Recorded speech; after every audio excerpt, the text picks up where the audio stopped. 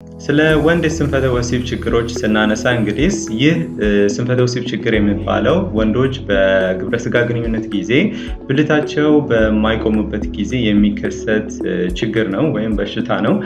ብዙ ጊዜ እንግዲህ ይህ ችግር በሚከሰትበት ጊዜ ወንዶች ለብዙ ለሳይኮሎጂካል ትራውማዎች፣ ለጭንቀት፣ እንደገና ደግሞ በራስ አለመተማመን እና እንዲሁም ደግሞ በተቃራኒ ጾታ ጋር ያለው ግንኙነትን ሊያደፈርስ ይችላል ወይም ችግር ሊያመጣ ይችላል ማለት ነው።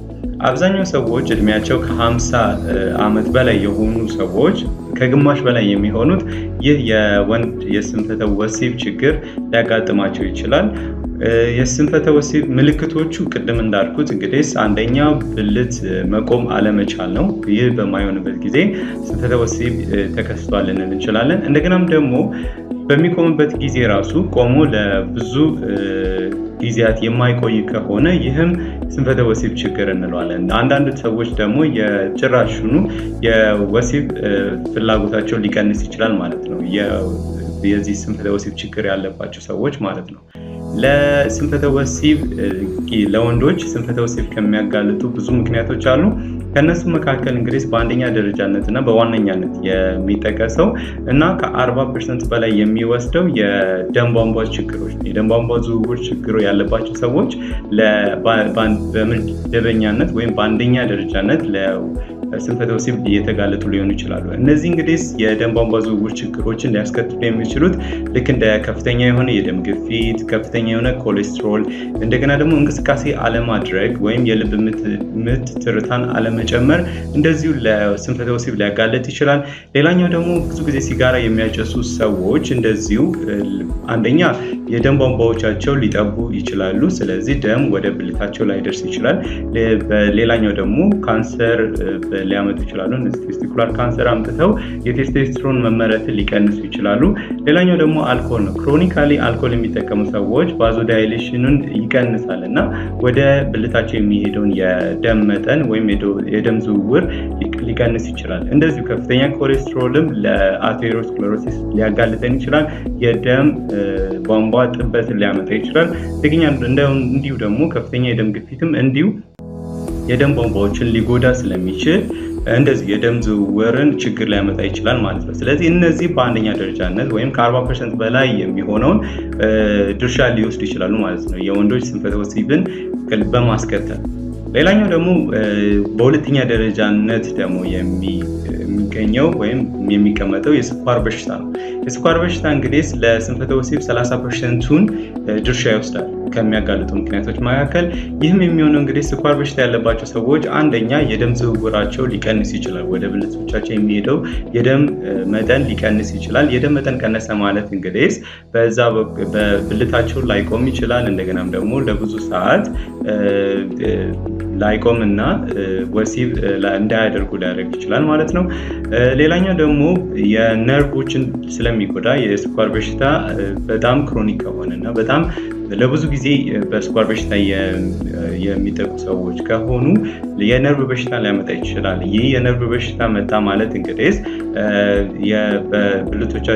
በብልቶቻችን ጋር ያለው መስሎች ወይም ጡንቻዎች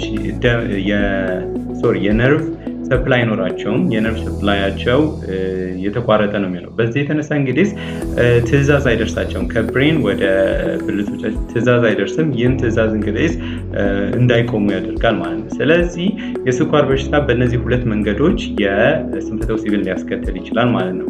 የስኳር በሽታ ያለባቸው ሰዎች አብዛኞቹ ከግማሽ በላይ የሚሆኑት ስንፈተ ወሲብ ሊያጋልጣቸው ወይም ሊያጋጥማቸው ይችላል ማለት ነው አብዛኞቹ። ስለዚህ የስኳር በሽታም እንደዚሁ 30%ቱን ይወስዳል ማለት ነው። ይህ ትልቅ ድርሻ ነው። በሶስተኛ ደረጃነት የምናየው እንግዲህ አንዳንድ መድኃኒቶች ናቸው። እነዚህ መድኃኒቶች የስንፈተ ወሲብን በማስከተል ደረጃ 15%ቱን ይወስዳሉ። ለምሳሌ ለደም ግፊት በሽታ የሚሰጠው ደም ግፊት በራሱ የስንፈተ ወሲብን ሊያስከትል ይችላል እና እነዚህ ደም ግፊትን ደግሞ የሚቋቋሙ መድኃኒቶች አንዳንዶቹ እንደ ሳይድ ኢፌክት እንግዲህ የስንፈተ ወሲብን ሊያስከትሉ ይችላሉ። አብዛኞቹ እነዚህ ሜዲኬሽኖች እነዚህ መድኃኒቶች ልክ እንደ ታዛይዶች እና ደግሞ ቤታ ብሎከሮች እነዚህ እንደ ሜቶፕሮሎል ያሉ የደም ግፊት መድኃኒቶች እንደዚሁ ስንፈተ ወሲብን ሊያስከትሉ ይችላሉ ማለት ነው። ሌላኛው ደግሞ ለድባቴ ወይም ዲፕሬሽን ለሚባለው በሽታ የሚሰጡ መድኃኒቶች አሉ። እነዚህ መድኃኒቶች እንግዲህ ሴሮቶኒን ሴሌክቲቭ ሪአፕቴክ ኢንሂቢተርስ የሚባሉት ልክ እንደ ፍሎክሲቲን እና ሰርትራሊን የሚባሉ መድኃኒቶች እንደዚሁ ለስንፈተ ወሲብ ሊያጋልጡ ይችላሉ። ሌላኛው ደግሞ በአራተኛ ደረጃነት የምናየው የነርቭ በሽታዎች ናቸው። እነዚህ የነርቭ በሽታዎች እንግዲህ 6%ቱን ድርሻ ይወስዳሉ። አብዛኛው ጊዜ የአከርካሪ ነርቭ በሽታ ያለባቸው ወይም የስፓይናል ኮርድ ኢንጁሪ ያለባቸው ሰዎች በሚኖሩባቸው ጊዜ እንግዲህ ወደ ብልት የሚሄዱት የነርቭ ሰፕላይ ወይም ነርቭ ይቀንሳል ማለት ነው። ይህ ነርቭ እንግዲህ ወደ ብልቶቻችን በማይሄድበት ጊዜ ሚሴጅ ወይም ሲግናሊንግ በማይኖርበት ጊዜ የብልቶች ላይቆሙ ይችላሉ። ብልቶች ወይም ብልቶች ጋር ያሉ ጡንቻዎች ላይነቃቁ ይችላሉ ማለት ነው። ስለዚህ ይህ በሚሆንበት ጊዜ ለስንፈተ ወሲብ ሊያጋልጡ ይችላሉ ማለት ነው። ሌላኛውና በአምስተኛ ደረጃነት የምናየው ደግሞ የቀዶ ህክምናዎች ናቸው። እነዚህ ቀዶ ህክምናዎች በአብዛኛው ጊዜ እነዚህ ፕሮስቴክቶሚ የቀዶ ህክምና ወይም ለቤናይን ፕሮስታቲክ ሃይፐርፕሌዥያ የሚባል በወንዶች ላይ የሚከሰት የእጢ እብጠት አለ። እሱን እጢ እብጠት ለማውጣት በሚል የቀዶ ህክምና የሚያካሂዱ ከሆነ ወይም እነዚህ ሌሎች የቀዶ ህክምናዎች ስፔሻሊ ደግሞ በታችኛው ሆዳችን አካባቢ የሚደረጉ ማንኛውም ህክምናዎች ለስንፈተ ወሲብ የመጋለጥ ቻንሳችንን ከፍ ሊያደርጉ ይችላሉ። ይህም የሚሆነው እንግዲህ የነርቭ ጉዳቶች ወይም የነርቮቻችን በሚጎዱበት ጊዜ ለስንፈተ ወሲብ ሊያጋልጡ ይችላሉ ማለት ነው። ሌላኛው ደግሞ በስድስተኛ ደረጃነት የምናየው የሆርሞን ማነስ ነው። እነዚህ ሆርሞን ማነስ 3% ሊወስዱ ይችላሉ። ብዙ ጊዜ ሰምታችሁ ሊሆን ይችላል። የቴስቶስትሮን ሆርሞን ማነስ እንግዲህ ወንድ ያደረገን ቴስቶስትሮን መኖር ነው። ይህ ቴስቶስትሮን በሚቀንስበት ጊዜ መጠኑ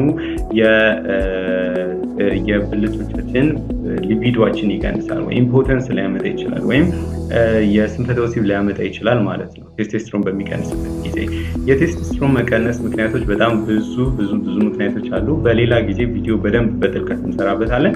ግን የቴስቶስትሮን ሆርሞን ማነስ እንደ አንድ ምክንያት ነው ለስንፈተ ወሲብ መከሰት ማለት ነው። ሌላኛው ደግሞ የታይሮይድ ሆርሞን ማነስ ነው። እዚህ በእንቅርቶቻችን አካባቢ የሚገኙ ሆርሞንን የሚያመነጩ ታይሮይዶች አሉ። እነዚህ ታይሮይድ ግላንድ እንግዲህ የታይሮይድ እጢ በመቀነስ የቴስቶስትሮን መቀነስ እንደዚሁ ለስንፈተ ወሲብ ያጋለጠናል ማለት ነው። ጭንቀት ያለባቸው ሰዎች በጣም በክሮኒክ የሆነ ስትረስ ወይም በክሮኒክ የሆነ ጭንቀት የሚጠቁ ሰዎች ከብሬናቸው ወደ ብልቶቻቸው የሚሄደው ብሬን ሲግናሊንግ ይቀንሳል። ይህ ብሬን ሲግናሊንግ በሚቀንስበት ጊዜ እንግዲህ እንደ ነርቭ ሰፕላይ ብለን እናያዘው እንግዲህ ከአይምሯቸው ወደ ብልቶቻቸው የሚሄደው መልእክት ይቀንሳል። ይህ መልእክት በሚቀንስበት ጊዜ ብልቶቻቸው አይቆሙም፣ እንደዚሁም ደግሞ ስንፈተ ወሲብ ሊጋለጡ ይችላሉ ማለት ነው። ሌላኛው ደግሞ እንግዲህ ኤኒ ትሮማ ከተመቱ በብልቶቻቸው አካባቢ ከተመቱ ስፔሻሊ ደግሞ በያንግ የሆኑ ሰዎች እነዚህ እድሜያቸው ያንግ የሆኑ በ20 ቤቶች በ10 ቤቶች የሚገኙ ወንዶች በሚመቱበት ጊዜ በወሲብ ጊዜ እንግዲህ እንትን ላይ ይችላል ማለት ነው። ለብልቶቻቸው ላይ ቆም ይችላል። ይህም እንግዲህ በብዙ ምክንያቶች ሊከሰት ይችላል። አብዛኛው ጊዜ እንግዲህ ቴስቲኩላር ትሮማ ካላቸው ስፔሻሊ ሊከሰት ይችላል። እንደገናም ደግሞ በሚመቱበት ጊዜ ወደ ብልቶቻቸው አካባቢ ያሉት የደም ሰፕላዮች ወይም የደም ቧንቧዎች ሊቀንሱ ይችላሉ። ይህም እንግዲህ ለስንፈተ ወሲብ ሊያጋልጣቸው ይችላል ማለት ነው። ስለዚህ እነዚህን ካልን ለዛሬ በቃል